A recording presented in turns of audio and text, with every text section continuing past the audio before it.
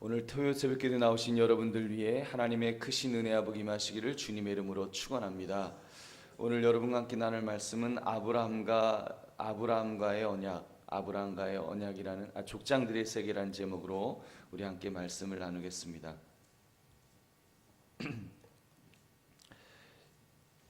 그림 6번을 보시면 여러분 6번의 그림을 보시면 그 족장들에 대한 이야기가 나오는데 여기 비옥한 이 반달 모양을 여러분 보실 것입니다. 이렇게 반달 모양의 요 땅의 모양이 나오는데 이 왼쪽에는 그 메소포타미아 문명의 발생지인 여기 티그리스 강이 있고 여기 유브라데 강, 이 티그리스 강이 이렇게 있습니다. 이 두 강이 있고 왼쪽은 이제 홍해를 지나서 요단강으로 내려가서 사해로 흐르는 이 가나안 지역이 이렇게 있습니다. 그래서 이 두 곳은 모두 이곳과 이곳은 젖과 꿀이 흐르는 땅임에 틀림없습니다. 그래서 여기가 아브라함의 주 무대가 되는데 이 반달 모양의 이 모양이 바로 아브라함이 활동했던 그 지역임을 우리가 알 수가 있습니다.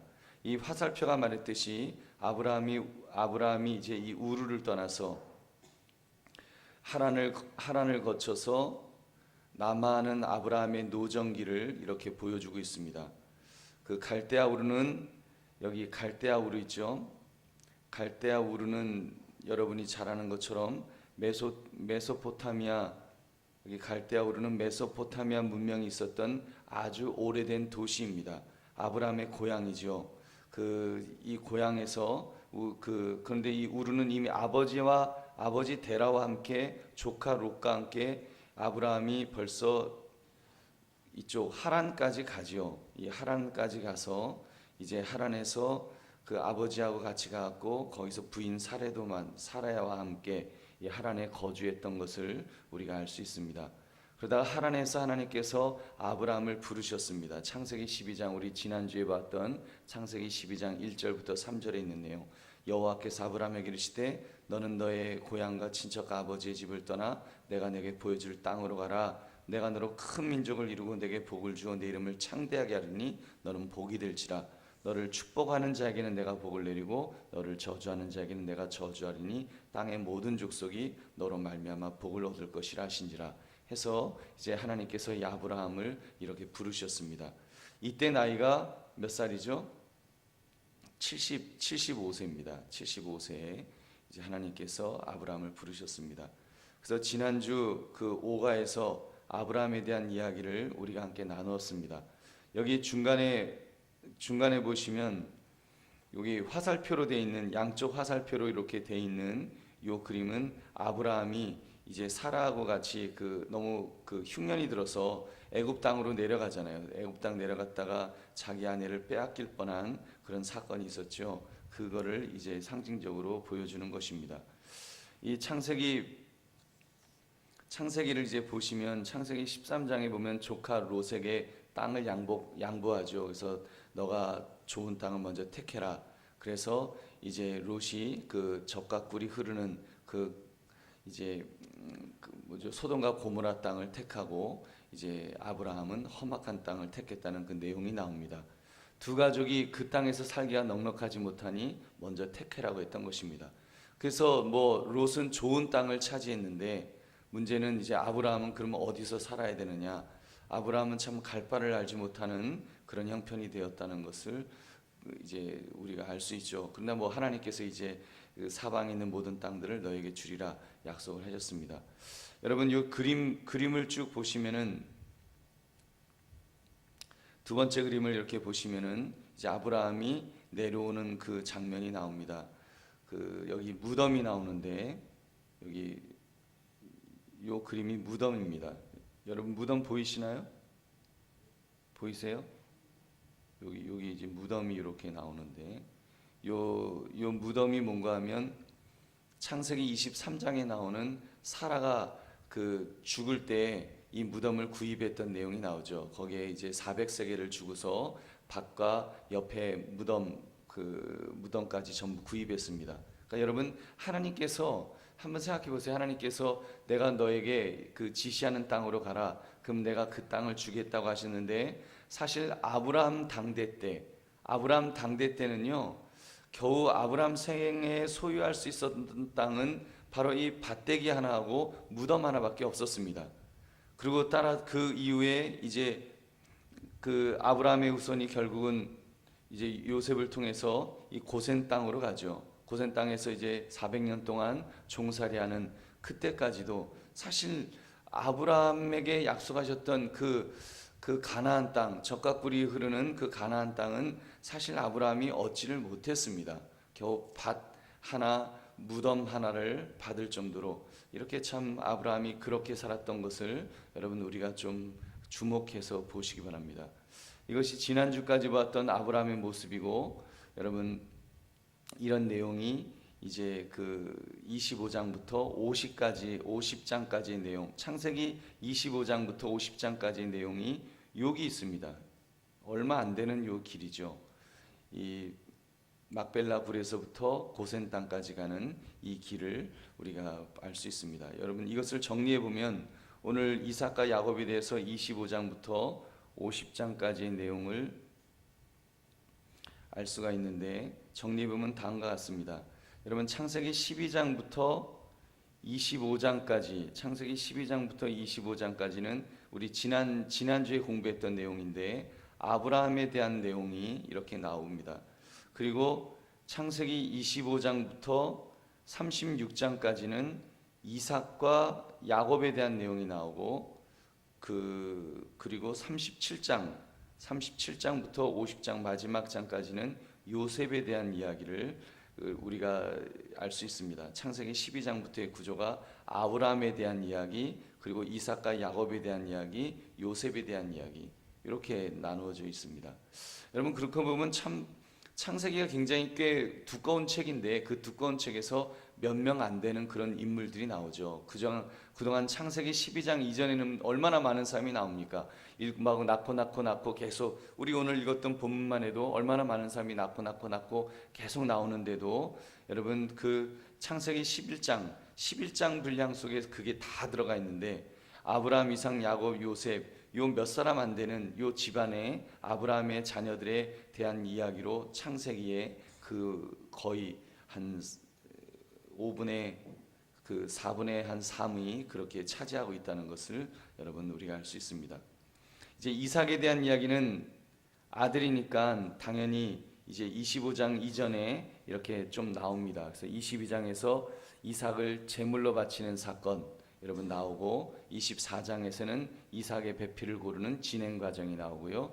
또 창세기 25장에서는 이삭과 이스마엘이 아브라함의 장례식을 치른 사실이 이렇게 또 겹쳐서 나옵니다.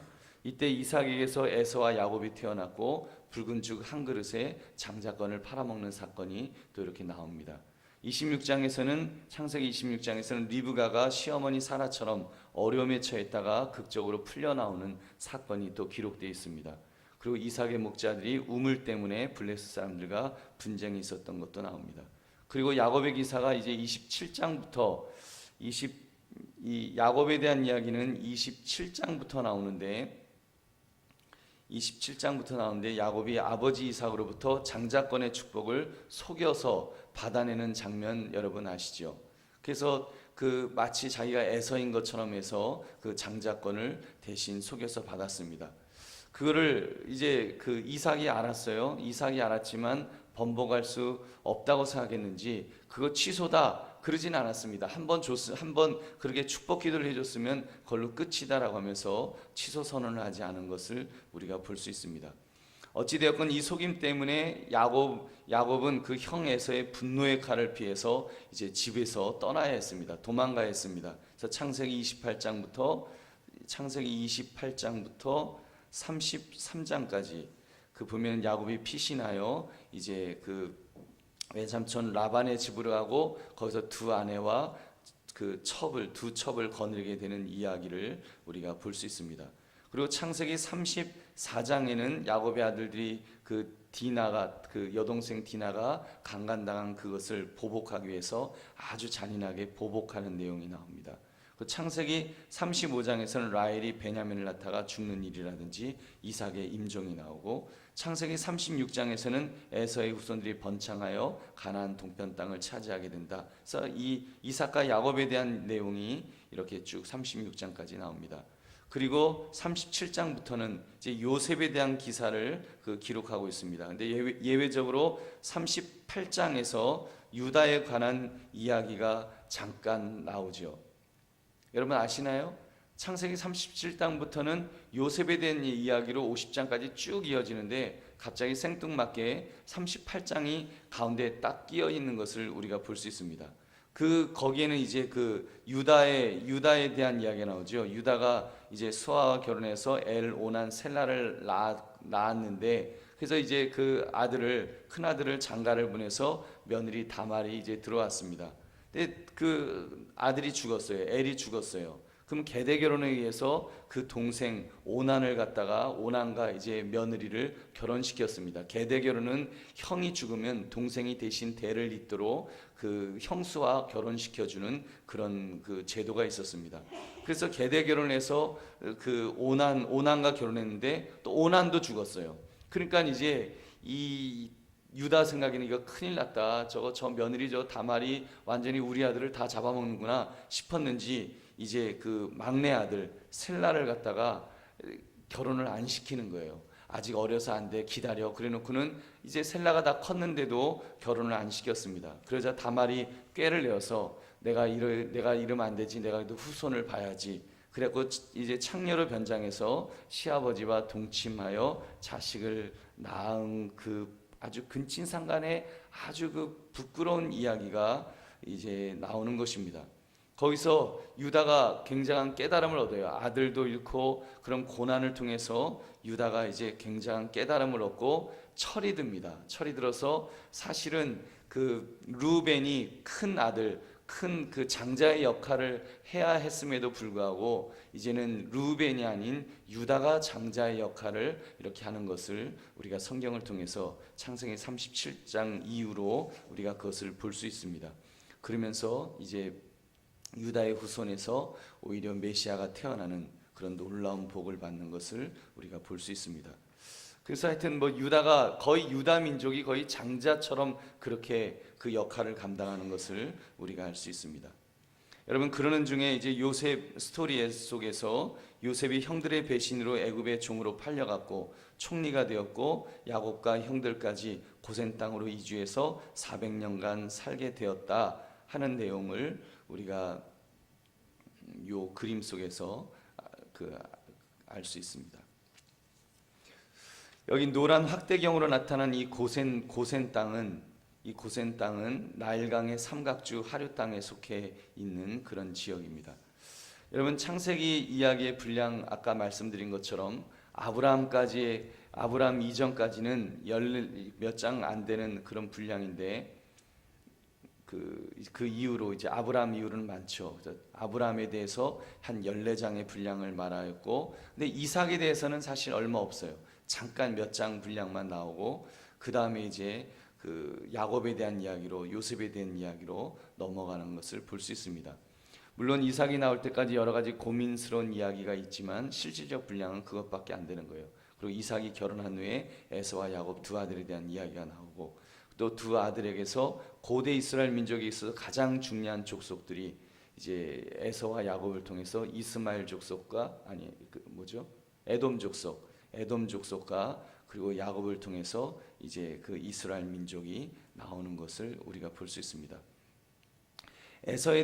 성경이 에서에 대해서 이야기할 때는 좀 별로 머리 좋지 않은, 좀 미련한 그런 힘만 센 그런 사람으로 좀 이렇게 묘사가 되어 있죠. 그 덕에 야곱보다 더 빨리 원주민 호리 족속을 몰아내고 족장이 됩니다. 출국 후에 모세가 에돔 왕에게 이제 왕의 대로로만 얌전하게 통과할 테니 좀 허락해 달라고 이제 에서의 후손들에게 부탁했죠. 그러니까 사촌인 거예요. 이스라엘과는 사촌지간인데 거절을 합니다. 군사를 일으켜서 이제 대항을 해요. 출애굽에 대항을 합니다. 그래서 그런데도 하나님께서는 에돔을 미워하지 말라고 그렇게 형제로서 대하라고 하시고 3대째부터는 여호와의 총회에 들어오도록 허락하시는, 그래서 그 에돔 족속에 대해서는 그렇게 호의적인 것을 우리가 볼 수 있습니다. 또 다른 족속에 대해서는 굉장히 가혹하리만치 아주 엄한 어투로 족속들을 소개합니다. 그래서 우리 조금 전에 보았던 여기 에돔 족속, 에서의 후손이죠. 에돔 족속이 나오고, 아까 암몬과 모압 족속, 암몬과 모압, 여기 암몬 족속과 모압 족속이 나오는데, 이 두 족속은 아까 말씀드린 것처럼 롯과 암몬과 모압 족속은 제가 막 헷갈리는데, 롯과 두 딸의 근친상간으로, 아시죠? 롯이 소돔성에서 소돔성이 멸망하고 나온 다음에 너무 무서워갖고 산 속에 굴 속에서 이제 그 두 딸들과 함께 그렇게 살게 되었습니다. 그 아내는 뭐가 됐어요? 소돔이 아니라 소금 기둥이 되었죠. 그래서 소금 기둥이 돼서 죽고, 이제 두 딸과 이제 도시에도 못 가는 거예요. 걔는 도시 또 내려갔다가 또 그런 유황이 떨어져 갖고 다 죽을까봐 무서워서 뭐 산속에 동굴 속에 숨어 있으니까, 이건 뭐 도저히 두 딸이 생각할 때, 야, 이래갖고는 우리가 후손을 볼 수 없겠다. 그래서 아버지한테 술을 잔뜩 먹여서 아버지가 완전히 그냥 의식을 분간을 할 수 없는 그 지경이 됐을 때, 이제 두 딸들 아버지와 근친상간을 통해서 자녀들이 태어났는데, 바로 암몬 족속과 모압 족속이 그렇게 태어났습니다. 참 부끄러운 치욕스러운 그런 이야기죠. 아무튼 또 그렇게 태어났고, 에돔 족속은 조금 전에 말씀드린 것처럼 그랬고, 그리고 여기 밑에 이스마엘 족속이 나옵니다. 이스마엘은 아브라함의 첩 하갈에서 나왔다고 볼 때 뭐 그렇죠. 그 이스마엘 족속 이 사람들은 북부 아라비아와 이쪽 아라비아 사막 지방에서 있는데, 이쪽 유브라데강 사이, 이쪽 유브라데강 사이 이쪽과 그리고 애굽 나일강 사이의 중간 지역에서 이동식 천막 생활을 했습니다. 광야의 들나귀 같이 그렇게 이스마엘 족속은 그렇게 살았습니다. 또한 미디안 족속이 나오는데, 미디안은 구두라, 아브라함의 두 번째 아내인 구두라에게서 태어난 후예입니다. 그리고 아말렉은 에서의 아들 엘리바스의 아들인데 첩 딥나의 소생이었습니다. 특별히 아말렉에 대해서는 성경이 굉장히 아주 혐오스럽게 강력하게 그 말씀을 하시죠. 애굽에서 나와서 이스라엘 백성들이 애굽에서 나와서 이제 돌아갈 때 저들이 시내 산을 좀 건너가지 못하도록 방해했습니다. 이 아말렉 사람들이. 그렇기 때문에 하나님께서 그들을 저주하셨습니다. 지금 이야기했던 내용들을 다시 한번 정리하면 6a에 나오는 이 그림으로 정리할 수 있을 것입니다. 창세기의 기원들에 대해서 아브라함부터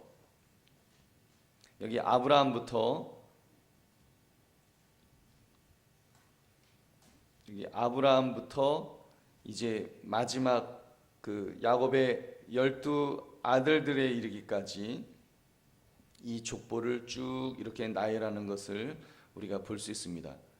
여러분, 이 그림을 보시면 물론 중간중간에 다른 인물들이 나오기는 있습니다만, 여기서 좀 정리를 해서 이렇게 정리를 했습니다. 아담부터 보시면 아담에게서 처음 나온 자녀들이 누구죠? 누구와 누구? 가인과 아벨. 근데 가인이 아벨을 쳐 죽이죠. 그래서 이제 가인은 뭐 도망 다니고, 또 거기 이제 다른 아들들도 이렇게 쭉 있었을 것입니다. 그런데 아무튼 성경에 보면은 아벨이 죽은 후에 하나님께서 이 셋이라고 하는 이 아들을 통해서 하나님께서 대신 아벨 대신 이 셋이라는 아들을 주었죠. 그래서 이 셋에게서 결국은 노아가 태어납니다.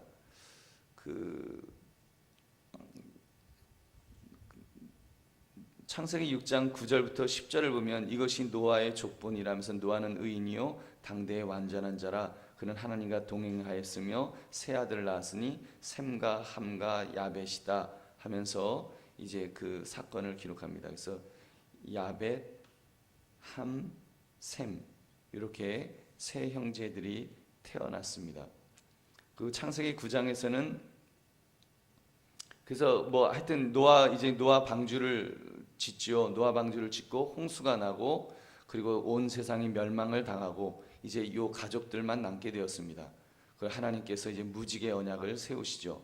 그러는 중에 그 큰 사건이 한 가지가 벌어졌어요. 창세기 9장에서 있었던 사건인데 이 노아가 이제 먹고 살만하니까 이제 포도도 수확을 하고 그 포도를 가지고 잔뜩 포도주를 만들었는데 이제 먹고 살만하니까 포도주를 잔뜩 먹고 완전히 취한 거예요. 그래서 벌거벗은 채로 그렇게 잠을 자다가 이제 그 함이 아버지의 벗었음을 놀리지 않습니까? 형들도 와봐 그래갖고 이제 아버지 벗은 것을 이렇게 놀리려고 했던, 그래서 저주를 받는 그 사건이 나옵니다. 그래서 여러분 아시다시피 이 함에게서 이제 하나님 그 노아가 저주를 할 때 가나안의 이름을 이렇게 대죠. 그래서 그 아들 가나안의 이름을 대면서 이제 너희는 저주를 받아서 셈의 그런 그 종들이 될 것이다 하고, 그래서 이 가나안 족속이 바로 이 함을 통해서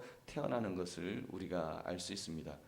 그리고 반면에 이 셈을 보면 야벳은 뭐 그 창대하게 하사 셈의 장막에 거하게 하셨다고 이렇게 했죠. 그래서 야벳, 보통 우리가 이야기할 때 야벳을 통해서 이제 서양 사람들이 많이, 그 서양은 야벳 족속이라 그러고 함은 뭐 아프리카 족속이라 그러고 흑인이라 그러고 셈은 우리 동양인이다 뭐 그렇게 말합니다. 참고로 여러분 우리도 셈족에 속하죠. 그죠? 우리도 이 셈족에 속하는 우리 동양 사람, 한국 사람도 바로 이 셈족에 속하는 것을 여러분 알 수가 있습니다. 하여튼 이 셈을 통해서 이제 하나님께서 아브라함의 아버지 데라가 태어납니다. 오늘 읽었던 본문이 그 내용이죠. 셈의 족보에 대해서 우리가 쭉 읽었습니다. 뭐 이렇게 큰 의미는 없지만 아무튼 이렇게 누가 낳고 하면서 이 셈을 통해서 야벳, 함, 셈, 노아의 자손 중에 셈을 통해서 하나님께서 데라를 태어나게 하시는데 데라는 아브라함의 아버지다. 또 그 안에도 또 뭐 중간에 이제 뭐 사람들이 나옵니다. 그러는 중에 이 데라를 통해서 세 형제들이 나오죠. 아브라함과 나홀과 하란이 나옵니다. 그리고 하란을 통해서 우리 아까 공부했던 롯, 아브라함과 롯은 조카 사이라는 게 족보로 보여요, 안 보여요? 네? 여기 롯과 아브라함은 누가 더 높습니까? 아브라함이 높죠. 아브라함의 조카 롯이 아브라함이 큰아버지가 되나요? 하여튼 그렇게 되고 이제 롯을 통해서 아까 말씀드린 것처럼 이제 소돔과 고모라 성 이후에 모압과 암몬 근친상간을 통해서 모압과 암몬 족속이 이렇게 생성되는 것을 우리가 볼 수 있습니다. 근데 이제 이 아브라함 쪽을 보시면 아브라함을 통해서 누가 태어납니까? 처음에는 자녀를 못 낳으니까 이제 도저히 뭐 자녀를 못 낳으니까 사라가 여보 내 여종 하갈을 갖다가 그 하갈과 동침하세요 해서 하갈을 통해서 이스마엘이 태어나게 됩니다. 그 이스마엘이 결국은 이스마엘 족속들이 되는 것입니다. 그리고 이삭이 나오죠. 이제 100세에 낳은 아들 이삭이 나오고 또 아브라함이 그 후에 이제 구두라를 통해서 미디안 족속들이 또 이제 그 자녀들이 나옵니다. 근데 하나님께서는 하여튼 요 이삭을 통해서 이제 자녀들을 얻게 되는데 바로 에서와 야곱입니다. 그래서 에서와 야곱을 이렇게 얻게 되어서 에서를 통해서는 에돔 족속들이 나오고 아말렉 족속이 나오고 야곱을 통해서 이제 12아들 이스라엘 자손들이 이렇게 태어나는 것을 우리가 볼 수 있습니다. 그리고 마지막 여러분 이 그림에서 여러분 이렇게 여러 족장들이 쭉 나오잖아요. 우리가 창세기를 보면 이제 이렇게 족장들이 많이 나오는데 자유주의 신학자들 중에서는 성경에 나오는 이런 족장들이 실제적인 인물이 아니다. 이건 실제적인 인물이 아니고 그냥 이런 각 족속을 설명하기 위해서 꾸며낸 그런 가상의 인물이다라고 그렇게 해석하는 사람, 주장하는 사람들도 있었습니다. 그러니까 성경에 성경이 그 1.1획도 그 잘못이 없다, 무오하다라는 것을 이제 인정하지 못하는 거였죠. 그때만 해도 이제 그 고고학이 발전하지 않았기 때문에 이제 무슨 성경에 나오는 그런 인물들이 진짜겠어, 가짜지, 이렇게 주장하는 사람들이 있었다는 거예요.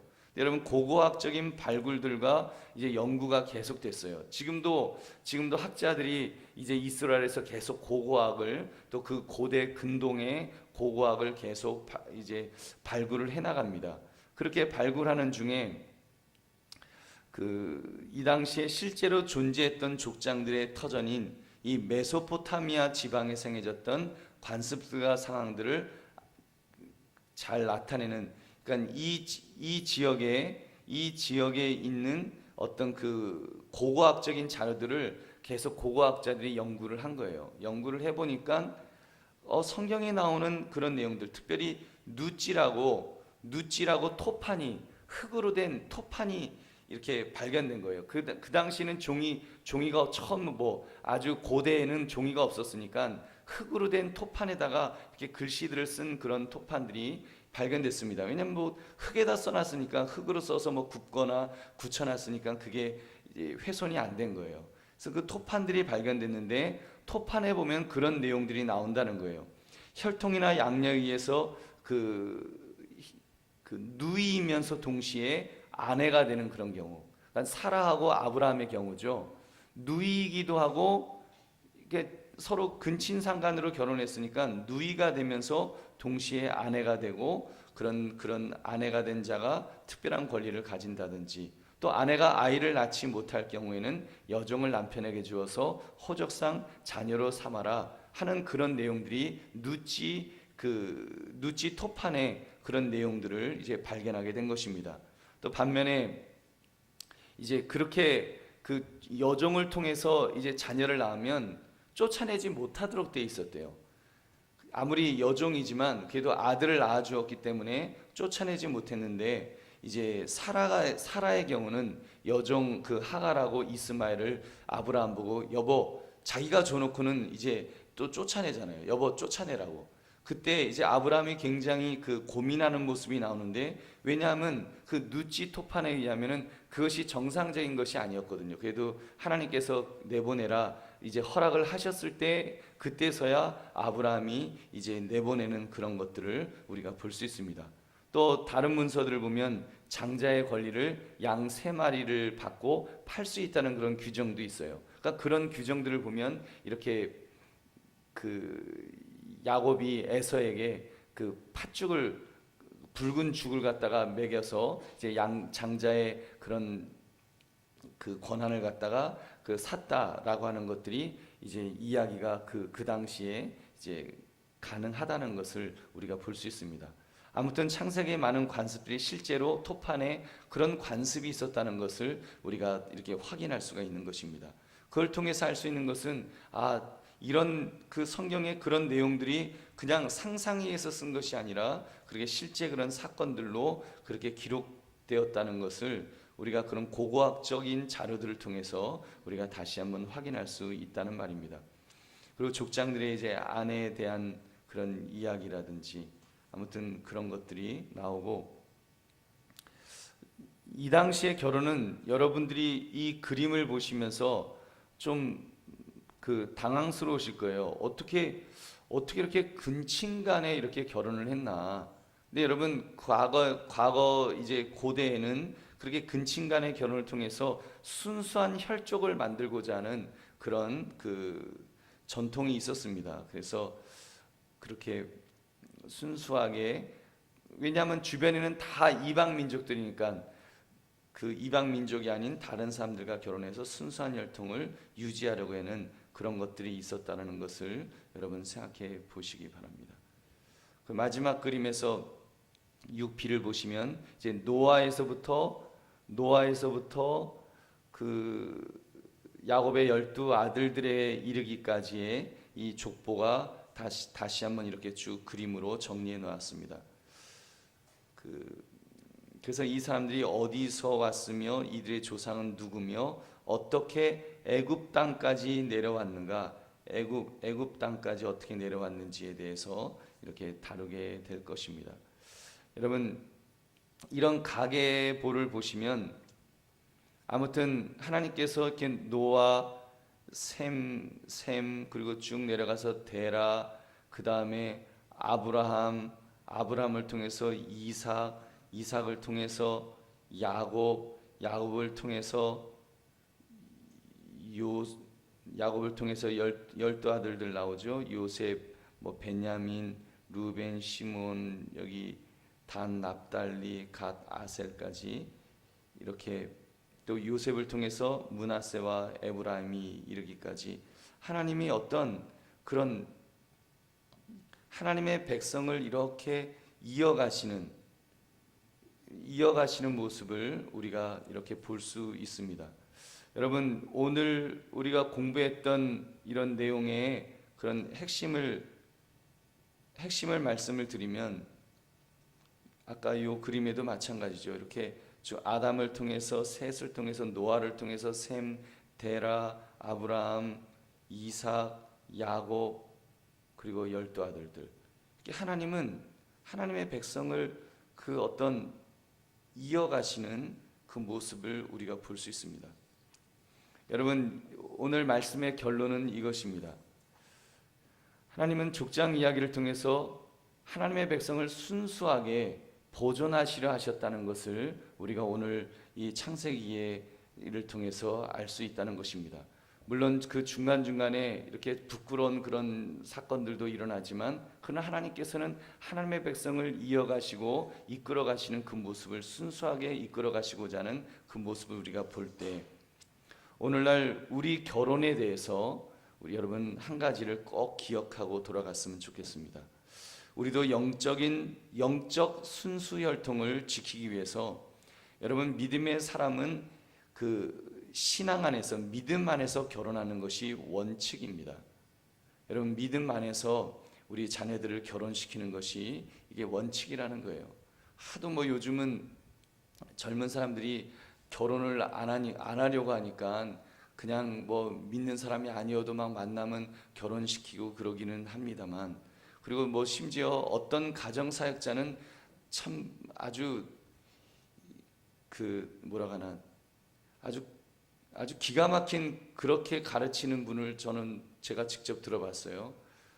여러분, 불신자하고 결혼하세요. 전도도 못 하시는데 불신 배우자하고 만나서 그 배우자라도 전도하셔야죠 라고 그렇게 말씀하는 가정사역자를 봤습니다. 그 사모님이라는 분이 그렇게 하세요. 어느 목사님 사모님이라는 분이 가정사역을 하면서 제가 볼 때는 신학적인 배경이 없다 보니까 그런 말도 안 되는 가르침을 하는 거예요.